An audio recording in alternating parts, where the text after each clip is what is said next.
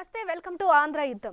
ప్రస్తుతం రాష్ట్ర వ్యాప్తంగా కొనసాగుతున్న పీసీసీ ప్రెసిడెంట్ వైఎస్ షర్మిల యాత్రకు మంచి స్పందన లభిస్తుండడం కాంగ్రెస్ వర్గాల్లో జోష్ నింపుతోంది.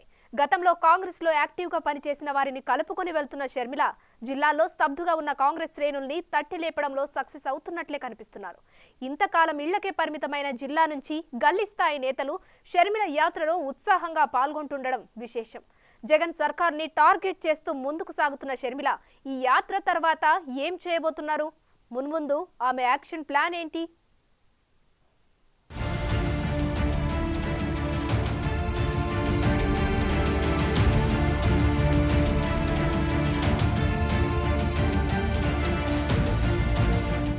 రాష్ట్ర విభజనతో కకావికలమైన కాంగ్రెస్ శ్రేణుల్లో పీసీసీ అధ్యక్షులు షర్మిల జిల్లా పర్యటనలతో కొత్త ఉత్సాహం కనిపిస్తోంది.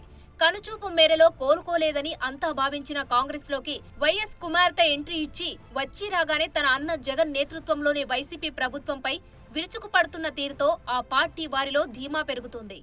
నేను రాజశేఖర్ రెడ్డి బిడ్డను, పులి కడుపున పులే పుడుతుంది. రాజశేఖర్ రెడ్డి రక్తం నాలో ప్రవహిస్తుంది. నేను రాజశేఖర్ రెడ్డి బిడ్డ వైఎస్ షర్మిల రెడ్డి. నా పేరు ఇదే, నా ఉనికి ఇదే. ఎవరు కాదన్నా, ఎవరు అవునన్నా, ఎవరు గీ పెట్టినా నేను వైఎస్ షర్మిల రెడ్డి. ఆంధ్ర రాష్ట్ర ప్రజలకు మేలు చేయడానికే ఇక్కడికి వచ్చాం. నా గుండెలో నిజాయితీ ఉంది. ఆంధ్ర రాష్ట్ర ప్రజలకు వాళ్ళ హక్కులు కల్పించాలని రాజశేఖర్ రెడ్డి బిడ్డ ఈరోజు తన పుట్టినింటిలో ఆంధ్ర రాష్ట్రంలో అడుగుపెట్టింది. నిలబడుతుంది, కొట్లాడుతుంది. ప్రత్యేక హోదా వచ్చేంత వరకు రాజశేఖర్ రెడ్డి బిడ్డ ఇక్కడ నుంచి కదలదు.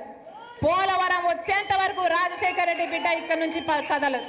మన రాష్ట్రానికి, మన బిడ్డలకు ఉద్యోగాలు రావాలి, మన రాష్ట్రం అభివృద్ధి చెందాలి. అంతవరకు రాజశేఖర్ రెడ్డి బిడ్డ తన పుట్టింటి నుంచి కదలదు. మీ ఇష్టం వచ్చింది చేసుకోండి, ఎంత చేసుకుంటారో చేసుకోండి, ఏం పిక్కుంటారో పిక్కోండి. ఇక్కడ భయపడే వాళ్ళు ఎవ్వరూ లేరు. ఇక్కడ ఉన్నది రాజశేఖర్ రెడ్డి బిడ్డ. ఖబర్దార్. ఇచ్చాపురం నుంచి మొదలైన షర్మిల పర్యటన ఇప్పటికే వివిధ జిల్లాలలో పూర్తయింది. మొన్నటి వరకు ఉన్నామా లేమా అన్నట్లు ఉన్న నాయకులు షర్మిల పర్యటనలతో యాక్టివ్ అవుతున్నారు. జిల్లా పార్టీ బాధ్యతలను భుజానికెత్తుకొని నాయకులు, కార్యకర్తలు తరలింపులో తన వంతు పాత్ర పోషిస్తున్నారు. టూర్లో షర్మిల ప్రదర్శిస్తున్న దూకుడు, ప్రసంగిస్తున్న తీరుతో కాంగ్రెస్ వాదులు తమకు మంచి రోజులొచ్చాయని ఆనందం వ్యక్తం చేస్తున్నారు. ముఖ్యమంత్రి అయిన రోజు నుంచి జగన్మోహన్ రెడ్డి గారు వేరే మనిషి మారిపోయాడు. అయినా సరే నాకు వ్యక్తిగతంగా అన్యాయం చేసినా కూడా పర్వాలేదు, తాను మంచి ముఖ్యమంత్రి అయితే చాలు, రాజశేఖర్ రెడ్డి గారి పేరు నిలబెడితే చాలు,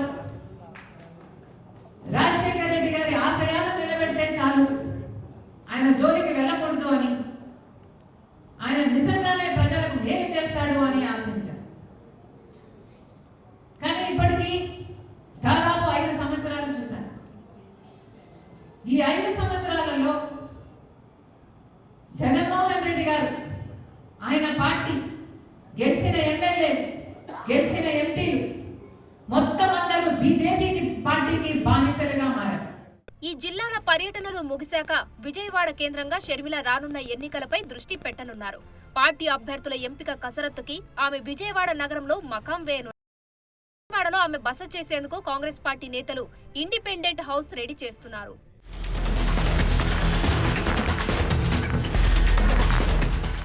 విజయవాడలోని ఇంట్లోనే ఉంటూ అక్కడి నుంచే పని చేయనున్నారు షర్మిల.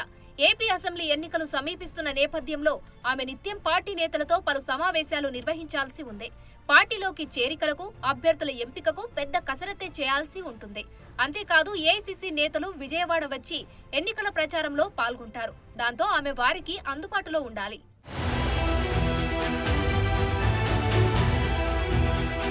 అందుకే షర్మిల దీంతో అతి త్వరలోనే విజయవాడకు మకాం మార్చనున్నారు. పార్టీ వదిలి వెళ్లిన వారిని తిరిగి పార్టీలోకి రప్పించడం, పార్టీ ఓటు బ్యాంకును మళ్లీ పార్టీ వైపు మళ్లేలా చేయడం వంటి గురుతర బాధ్యతలు ఆమెపై ఉన్నాయి. ఈ లెక్కలతోనే కాంగ్రెస్ హైకమాండ్ వైఎస్ కుమార్తెకు కీలక బాధ్యతలు కట్టబెట్టింది. అందులో భాగంగా సీట్లు దక్కని ఇతర పార్టీలోని నేతలను తమ వైపు తిప్పుకునేందుకు ఏపీ కాంగ్రెస్ నేతలు ప్రయత్నాలు మొదలు పెట్టేశారు.